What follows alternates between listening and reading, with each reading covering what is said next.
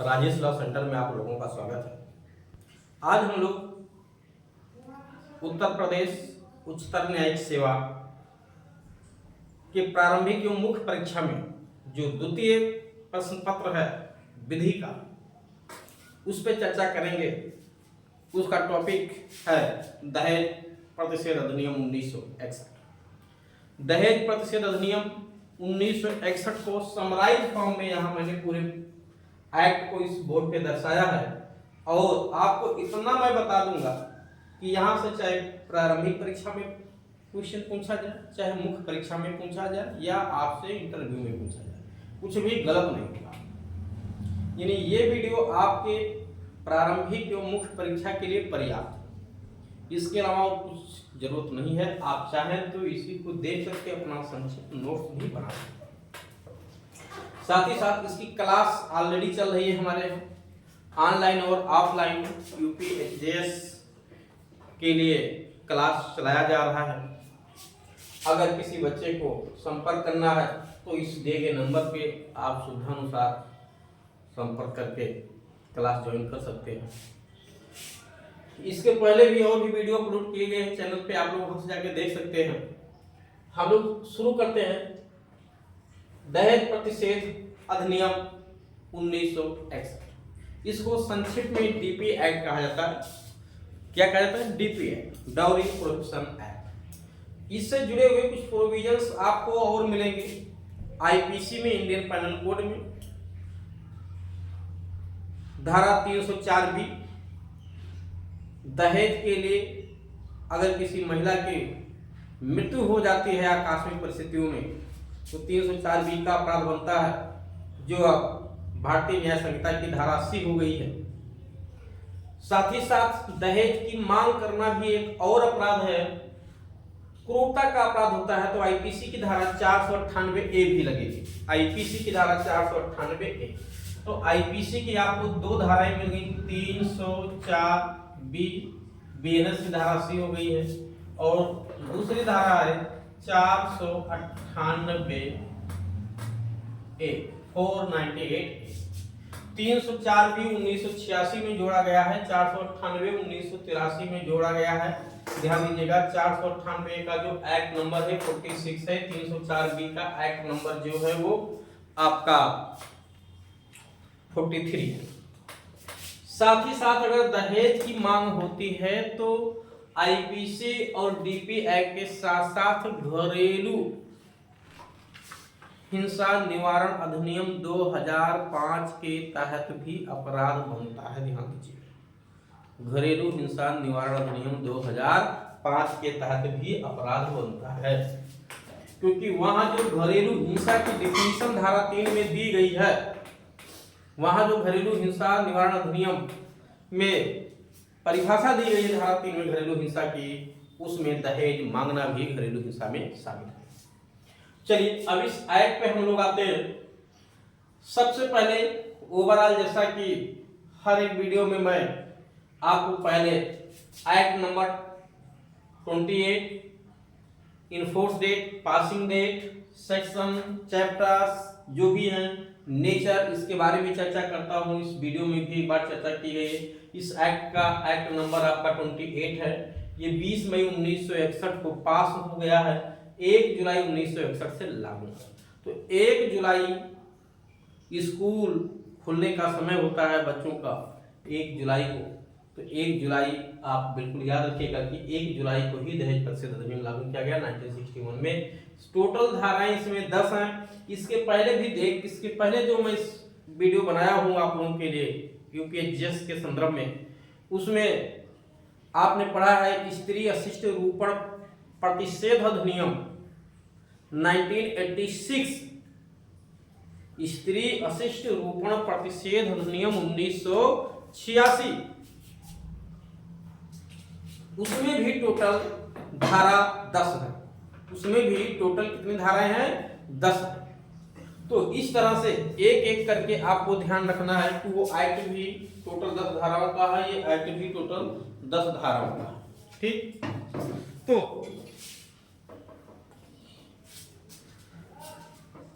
उसके बाद लिखा है दांडिक मौलिक विधि, इसका नेचर क्या है, दांडिक मौलिक विधि यद्यपि माइनर लॉ है, ध्यान दीजिएगा, भविष्यलक्षी प्रभाव रखता है, ये रेट्रोस्पेक्टिव प्रभाव, ठीक है, नहीं रखेगा, प्रोस्पेक्टिव इफेक्ट होगा, समवर्ती सूची का विषय है, अर्थात राज्य सरकार भी अपनी सुविधा अनुसार इसमें फेरबदल कर सकती है।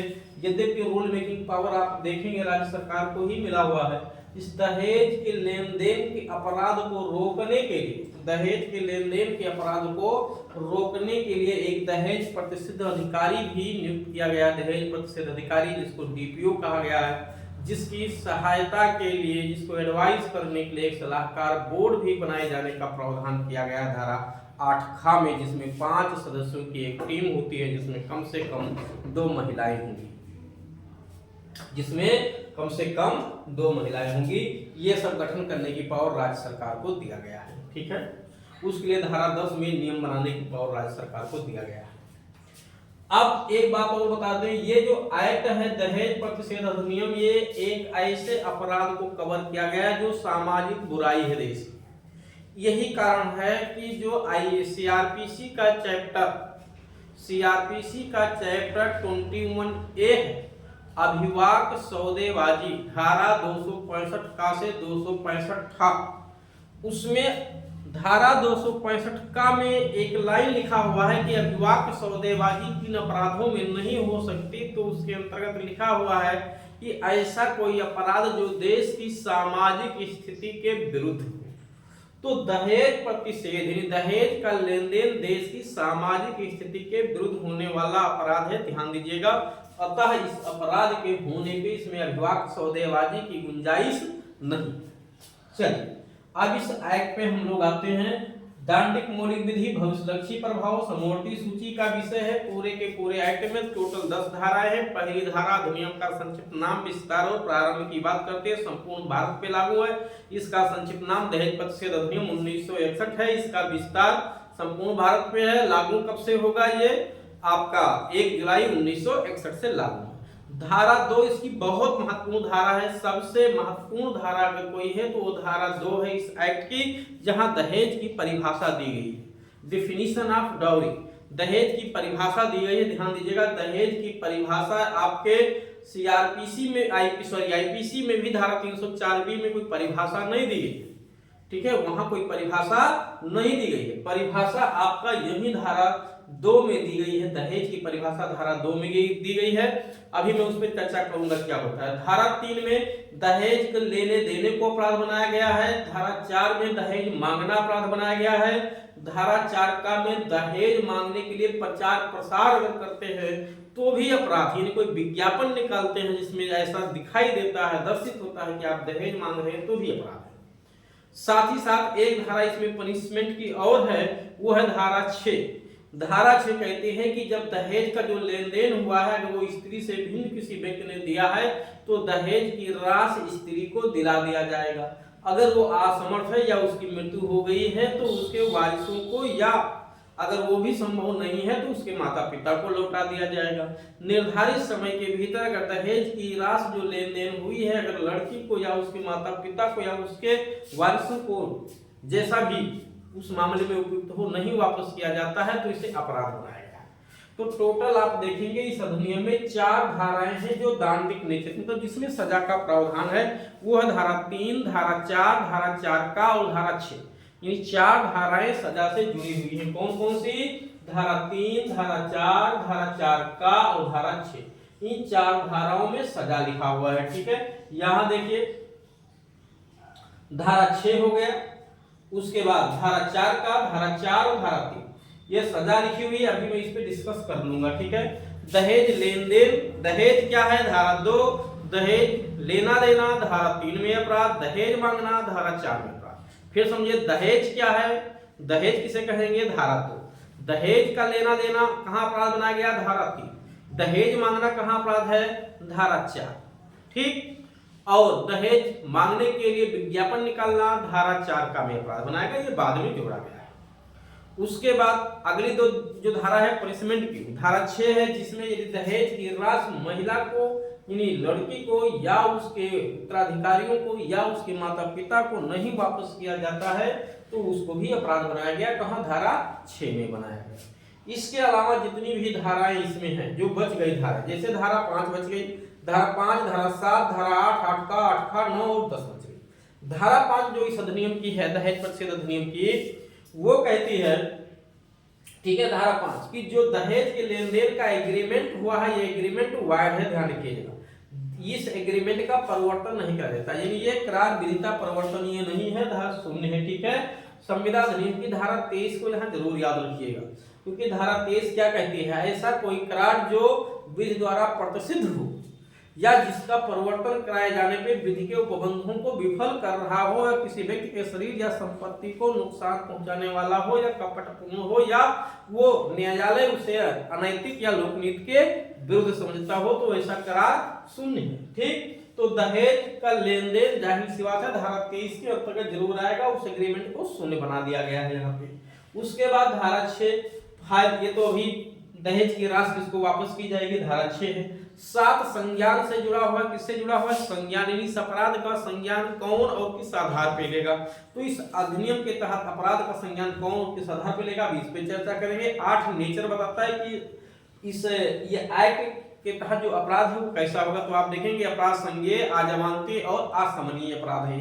कैसा है? संज्ञेय है, अजमानतीय है और असमनीय है, यानी ना तो समझौता हो सकता है, ना तो बेल एज राइट की मांग कर सकते हैं, और तुरंत इसमें FIR लॉन्च हो जाएगी, ध्यान दीजिएगा। उसके बाद 8 का में प्रिजम्पशन की बात की गई कि साइड के तहत अगर अपराध होता है तो साबित करने का भार पीड़ित पे नहीं बल्कि अभियुक्त पे है कि उसने इस धारा के तहत, इस अधिनियम के तहत अपराध नहीं किया है। 8 में दहेज प्रतिषेध अधिकारी की नियुक्ति की बात की गई है। 9 में केंद्र सरकार को नियम बनाने की पावर दी गई है। 10 में राज्य सरकार को नियम बनाने की पावर दी गई है। सबसे पहले हम लोग धारा 2 पे आते हैं, दहेज की परिभाषा पे चर्चा करते हैं। क्या है दहेज की परिभाषा? दहेज की परिभाषा में कहा गया है कि विवाह के एक पक्षकार द्वारा दूसरे पक्षकार, एक पक्षकार द्वारा दूसरे पक्षकार को, अर्थात लड़की के द्वारा लड़के को, लड़के के द्वारा लड़की को, यानी लड़के के द्वारा लड़की को, लड़की के द्वारा लड़के को, या लड़की के माता पिता के द्वारा, लड़की के माता पिता या उसके नात रिश्तेदारों के द्वारा लड़के को, या उसके नात रिश्तेदारों या माता पिता को, या लड़के के माता पिता या नात रिश्तेदारों द्वारा लड़की के माता पिता को या लड़की के नातेदारों को, या लड़की को अगर दिया जाता है क्या कोई संपत्ति या मूल्यवान प्रतिभूति, कोई संपत्ति या मूल्यवान प्रतिभूति या धन, तो ये क्या है? दहेज। कब दिया जाता है? विवाह के समय, विवाह के पूर्व, विवाह के पश्चात, किसी भी समय। फिर से समझिएगा, यानी दहेज किस समय दिया गया हो, क्या दिया गया हो और किसे दिया गया हो, 3 चीजें ध्यान रखना। यानी दहेज में किसे दहेज कहेंगे तो कह रहे कोई धन, संपत्ति या मूल्यवान प्रतिभूति। बस इस पे एक अपवाद है कि मुस्लिम महिला को जो मेहर की राशि मिलती है वो दहेज की श्रेणी में नहीं आता है। मुस्लिम महिला को जो मेहर की राशि दी जाती है वो दहेज की श्रेणी में नहीं आता है, चाहे वो मेहर ये मिस्र हो, मेहर ये मुसन्ना हो, ठीक है, इससे मतलब नहीं, वो किसी भी प्रकार का मेहर हो, तुरंत दे मेहर हो, स्थगित मेहर हो, इससे मतलब नहीं है। मेहर यानी जो डाउरी है वो डावर है, ठीक है, वो यहाँ पे दहेज की श्रेणी में नहीं आता। एक चीज यहाँ और छूट है, क्या? भेंट, उपहार जिसको कहा गया, भेंट देना। अरे राशि वही दहेज ही है, नाम बदल के उसका भेंट कर दिए हैं। जब दे रहे हैं हंसी खुशी से तो भेंट है, और जब विवाद होता है तो वो दहेज बन जाता है, ठीक है। तो भेंट के रूप में देने की छूट है, बट दहेज के नाम पे देने की छूट नहीं है। तो फिर से समझिए, कोई धन, संपत्ति या मूल्यवान प्रतिभूति होनी चाहिए। ये विवाह के समय, विवाह से पूर्व हो, विवाह के समय हो, या विवाह के पश्चात कभी भी हो, 2-4 साल, 6 साल, 10 साल, कभी भी हो, ठीक है। विवाह के पश्चात किसी भी समय टर्म बाद में ऐड किया गया। ऐसा नहीं कि विवाह के तुरंत 1 साल के भीतर हो, नहीं, 2-4-10 साल बाद में अगर दिया जाता है तो भी दहेज की श्रेणी में आएगा। और कौन किसको दे? लड़की द्वारा लड़के को, यानी एक पक्षकार द्वारा दूसरे पक्षकार को, तो चाहे लड़के द्वारा लड़के को, लड़के द्वारा लड़की को। अगला लिखा हुआ है कि विवाह के एक पक्षकार के माता पिता या नातेदार द्वारा विवाह के दूसरे पक्षकार को या उसके माता पिता को या उसके नातेदार को दिया जाता है, तो यही दहेज है। क्लियर हो गया? इसी को क्या कहते हैं? दहेज कहते हैं। लेकिन अगर भेंट दिया जा रहा है तो ये दहेज नहीं है। हाँ, लेकिन भेंट के लिए कुछ शर्त है। शर्त यह है कि भेंट के रूप में जो राशि दी जाएगी वो देने वाले व्यक्ति की आर्थिक स्थिति यानी उसकी आर्थिक सामर्थ्य जो है उससे ज्यादा नहीं होना चाहिए, और ये राशि बाकायदे लिखा जाएगा और पक्षकारों द्वारा उसमें साइन किया जाएगा। क्लियर हो गया? तो ये हो गई दहेज। बहुत महत्वपूर्ण डिफिनेशन है, ध्यान दीजिएगा। निश्चित तौर से परीक्षा में पूछे जाने की प्रबल संभावना है। उसके बाद दहेज का लेना देना अपराध बनाया गया धारा 3 में। अगर कोई लेता है या देता है तो भी अपराध है, यानी लड़के वाले अगर दे रहे हैं तो भी अपराधी, ले रहे हैं तो भी अपराधी, लड़की दे रही है या ले रही है तो भी अपराधी। तो लेना देना, यहाँ एक चीज ध्यान रखना, दहेज का केस लड़की पे भी चला सकता है, लड़के पे भी। लड़की भी ले सकती है, लड़का भी ले सकता है, लड़का भी दे सकता है, लड़की भी दे सकती है। ठीक, ऐसा नहीं कि दहेज का केस को लड़कों पे चलेगा, लड़कियों पे भी चला जा सकता है। तो लेना देना अपराध है धारा 3 में, मांगना अपराध है धारा 4 में। तो लेना देना जो अपराध है इसमें एक कमी है। क्या कमी है? मिनिमम सजा 5 वर्ष लिखा हुआ, बट मैक्सिमम कोई सजा नहीं लिखी गई कानून में। मिनिमम सजा 5, लेकिन मैक्सिमम कितना देंगे कुछ नहीं लिखा गया। हाँ, जुर्माना जरूर 15,000 रुपया मैक्सिमम लिखा गया है। जुर्माना, और जुर्माना भी लगेगा 15,000 रुपये तक अधिकतम, या दहेज की राशि तक। दहेज जैसे 50,000 मांगा गया तो 50,000 की जुर्माना देना पड़ेगा। अगर दहेज 5,000 मांगा गया लेकिन तो जुर्माना 15,000 रुपये तक हो सकता है, यानी दोनों में जो अधिक होगा। लेकिन सजा मिनिमम 5 वर्ष, इससे कम नहीं। यानी दहेज मांगना, दहेज लेना और देने के लिए मिनिमम सजा 5 साल है, इससे कम सजा नहीं। उसके बाद दहेज मांगने के लिए सजा कम है। दहेज मांगना छोटा सा अपराध है, मिला तो है नहीं, तो 6 मास का सजा, मिनिमम 6 मास का सजा है, मैक्सिमम 2 वर्ष तक का कारावास है, प्लस 10,000 रुपया जुर्माना है। और दहेज के लिए विज्ञापन करना धारा 4 का में अपराध है, मिनिमम 6 मास का कारावास, अधिकतम 5 वर्ष तक का कारावास, या 15,000 रुपये तक का जुर्माना, या दोनों। यानी यहाँ पे जुर्माना ऑप्शनल है, बट 3 और 4 में जुर्माना जो है वो ऑप्शनल नहीं है, ध्यान रखिएगा, वो मैंडेटरी है।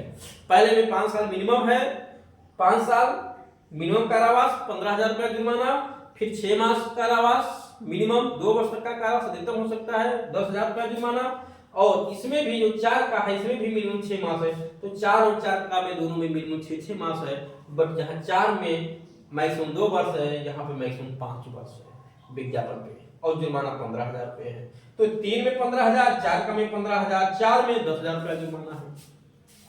ठीक, तो विज्ञापन के लिए जुर्माने की राशि कितनी है? विज्ञापन करोगे तो मिनिमम 6 मास का कारावास है, दहेज मांगने का विज्ञापन, मैक्सिमम 5 वर्ष तक का कारावास, 15,000 रुपया जुर्माना।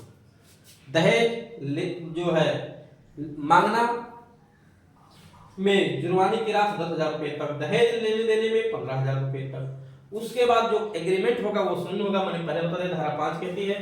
फायदे की जो राशि है, ये अगर विवाह से पहले दहेज की राशि ली गई है तो ध्यान दीजिएगा, अगर विवाह से पहले लड़कों के द्वारा दहेज की राशि ली गई है तो विवाह की तारीख से 3 मास के भीतर लड़की को पूरी राशि देनी होगी। अगर विवाह के पश्चात या विवाह के समय दहेज की राशि दी गई है तो दहेज विवाह के संपन्न होने के 3 महीने के भीतर दहेज की राशि देनी होगी।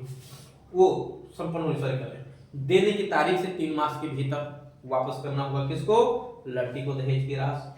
अगर लड़की माइनर है तो 18 वर्ष पूरा होने पे उसको दहेज की राशि देनी होगी। तब तक वो व्यक्ति जिसके पास वो राशि है, जिसने लिया है, ट्रस्टी के रूप में उसको होल्ड करेगा। अगर लड़की असमर्थ है, लड़की की मृत्यु हो गई है तो उसके वारिस को दिया जाएगा, यानी उसके संतान को दिया जाएगा वो राशि। अगर वो निसंतान है तो उसके बच्चे नहीं हैं तो वो राशि उसके माता पिता को वापस होगा। ध्यान रखिएगा, लड़कों के माता पिता को नहीं जाएगा, लड़की के माता पिता को वापस हो जाएगा।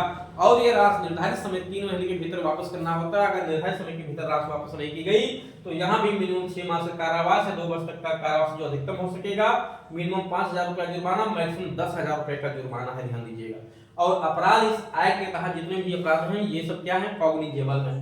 ठीक है, कॉग्निजेबल है, धारा 8 कहती है, नॉन वेलेबल है और नॉन कंपाउंडेबल है। धारा 7 कहती है संज्ञान कौन लेगा? तो इस एक्ट के तहत जो अपराध का ट्रायल करेगा वो फर्स्ट क्लास मजिस्ट्रेट या महानगर क्षेत्र में मेट्रोपॉलिटन मजिस्ट्रेट को ट्रायल करने की पावर दी गई। किसको? प्रथम वर्ग मजिस्ट्रेट को। संज्ञान कैसे लेंगे? संज्ञान लेने के लिए 2 स्रोत यहाँ दिया गया है। पुलिस रिपोर्ट पे भी संज्ञान ले सकते हैं, परिवार पे भी संज्ञान ले सकते हैं। पुलिस रिपोर्ट पे भी, परिवार पे भी। परिवार पे संज्ञान, परिवार कौन कौन दर्ज करा सकता है? स्वयं पीड़ित दर्ज करा सकता है, उसके नातेदार दर्ज करा सकते हैं, उसके माता पिता दर्ज करा सकते हैं, कोई मान्यता प्राप्त या कोई अन्य कल्याण संस्था भी दर्ज करा सकती है। नेचर आपने पढ़ लिया। इस एक्ट के तहत अपराध का प्रिजम्पशन किया जाता है, ध्यान रखिएगा। मेन को स्टाइल प्रिज्यूम है, अर्थात ये खंडनीय उदाहरण है। 8 में डीपीओ की नियुक्ति करने की बात की गई है। डीपीओ अधिकारी एक होगा। राज्य सरकार की जिम्मेदारी दी गई है कि राज्य सरकार जितना जो समझे उतना जो है ये दहेज प्रतिशत अधिकारी की नियुक्ति करे। इनका प्रमुख कार्य है दहेज कहीं लेन देन चल रहा है तो उस लेन देन को रोके, यानी कहीं दहेज का लेन देन ना होने पाए, इससे जुड़ा कोई अपराध ना होने पाए, कहीं मांग प्रचार प्रसार ना होने पाए। अगर कोई कहीं अपराध होता है तो उससे संबंधित साक्ष्य इकट्ठा करके मजिस्ट्रेट को उचित सहायता करे, जिससे उस व्यक्ति को ट्रायल करके दोषी ठहराया जा सके। और इनकी सहायता के लिए, इस डीपीओ की सहायता के लिए एक सलाहकार बोर्ड की नियुक्ति भी राज्य सरकार करती है, जिसमें कम से कम जिसमें टोटल 5 सदस्य होते हैं, कम से कम 2 महिला सदस्य भी उसमें होंगे। और केंद्र सरकार को नियम बनाने की पावर धारा 9 में दी गई है। नियम बनाने की पावर धारा 9 में दी गई, जैसे वो सूची वगैरह तैयार करने के लिए केंद्र सरकार को नियम बनाने की पावर है। और डीपीओ वगैरह की नियुक्ति कैसे की जाएगी, ठीक है, सलाहकार बोर्ड कौन होगा, कितनी क्या योग्यता होगी, इसके लिए धारा 10 में नियम बनाने की पावर राज्य सरकार को दी गई है। तो उम्मीद है कि ये आप लोगों को अच्छे से जरूर समझ में आया होगा। इसके बाद हमारे यहाँ की क्लास भी चल रही है, यूपीएचजीएस की क्लास, माइनर लॉ की क्लास लगातार चल रही है, ऑनलाइन भी है ऑफलाइन भी है, ठीक है। अतः आप इस दिए गए नंबर पे संपर्क करके अपनी सुविधा अनुसार क्लास ज्वाइन कर सकते हैं।